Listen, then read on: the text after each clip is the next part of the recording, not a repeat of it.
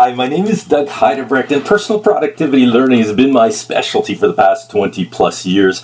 And this is a video all about time blocking. If you're faced with a lot of demands coming at you, and if you're wanting to carve out more time for those longer term, high impact strategic priorities, those things that will most help you grow and succeed. Things like coaching your team, stretch projects, business development, and your own learning, then time blocking will be a key tool for you to master. To more fully understand the power of time blocking, let's take a quick look at a study done by NYU Prof. Peter Gollwitzer. They did a study with two groups of participants, A and B. They gave Group A a task to do. It was a short essay along with a deadline. 32% of Group A got the task done by the deadline. They gave Group B the exact same task, the exact same deadline, but they also asked Group B to identify when and where they were going to work on the task. So instead of just saying, I want to get this done by end of day Friday, they had to go beyond that to say when and where they planned on working on this task. Perhaps one evening between 8 and 9 p.m. in their home, or a certain morning between 10 and 11 a.m. in their office. 71% of Group B got the task done by the due date. This is the power of time blocking. Time blocking is simply identifying the when and where of getting something done on our calendar. No plan turns out perfectly, but with time blocking, our success rate more than doubles. If you commit yourself to mastering time blocking, you'll find that three things happen. First off, some of the time, you walk into the office and there won't be a crisis waiting for you. You'll see this priority blocked off in your calendar and you'll be pleasantly surprised at just how well time blocking works. Many times, even though you've blocked the time off in your calendar, some kind of issue or request will pull you off track. This is the real world. That said, if you stay the course and persist, you'll find that even though you didn't work on that priority exactly when and where you originally planned it, by seeing it in your calendar, you were better able to get back to it at least some of the time, and your overall success is much better. Ultimately, and this is important, every time we say yes to one thing, we're saying no to something or someone else. Seeing our longer term priorities blocked into our calendar helps us answer a very important question. If I say yes to this request or this meeting invite or whatever that's coming at me, what will I now be putting on the back burner yet again? This helps us make better choices. So how do we best time block? What can we do to increase our ability to stick to it, our batting average? Let's start with small blocks work better than big blocks for most people. A 20 to 60 minute chunk of time. Our concentration is better during these small chunks. And for a small amount of time, we can push back on email. We can push back on at least some requests. Some people really like the Pomodoro technique, which advocates the use of a timer to keep us focused on this time chunk.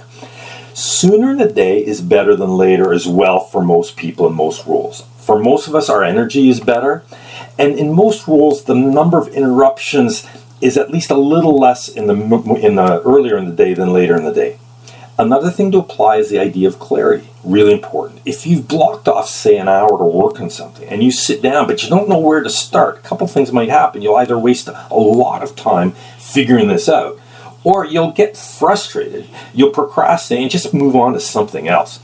So identify those one or two specific, realistic things you could get done within that small window of time before you actually sit down to work on it. Another strategy that some people find works well is pattern planning. This idea of doing this priority at the same time every day or every week. It ingrains the habits. It becomes automatic if we always do it at the same time. Something else that's important is buffering. You don't know everything that's going to come up over the next few days, but a lot of things will come up. If you haven't allowed enough time for these things, what are you going to let go of? You're going to let go of that time block. So what's important is hold on to some time in your calendar to allow for the inevitable surprises. A rule of thumb would be to keep about a quarter of your calendar free to handle those surprises. Another strategy is during the time block, turn off email. It's not just quantity of time, it's quality of time, and this makes a huge, huge difference.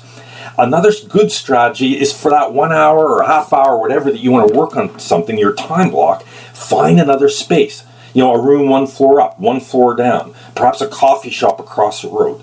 This will reduce those interruptions from people walking by you. It also increases your commitment, just the act of picking up your stuff and going to this other location. A lot of people tell me also they're a bit more creative because it's a different space. Finally, one last strong suggestion. Okay, time blocking is a battle between the proactive and the reactive. Blocking the time off, following these suggestions is one thing, sticking to it consistently is something very different. As things come at you, you're going to feel pressure, internal and external, to give in and accept that meeting invite or drop what you're doing and take care of the person's requests or chat or whatever it is. This is where a few short and sweet aligning conversations with your leader to double check that you're on the same page are really valuable.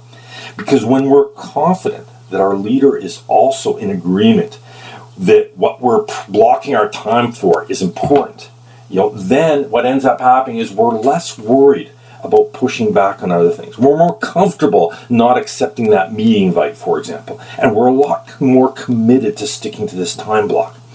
If you feel that there's an opportunity to take these strategies to the next level and better apply time blocking in your work, then I would suggest the next step after this video, right after this video as a matter of fact, would be to go to your calendar and block off a recurring 15 to 20 minute window for the next, say, 8 to 10 weeks to remind and support yourself in sticking to this. I would also suggest do this on a Friday afternoon. It works better for most people. You're ready to go Monday morning. You're able to better detach from work and you'll enjoy the weekend more. So this, my friends, is what time blocking is all about. I really want to thank you. I know you're busy, so thank you for taking the time to look at this stuff. If you're liking this idea and you're thinking maybe this would be a good fit for your team, my contact information is there and we can chat some of the other things I do in the team workshops. So there you go. Have a great day and many thanks. Bye-bye.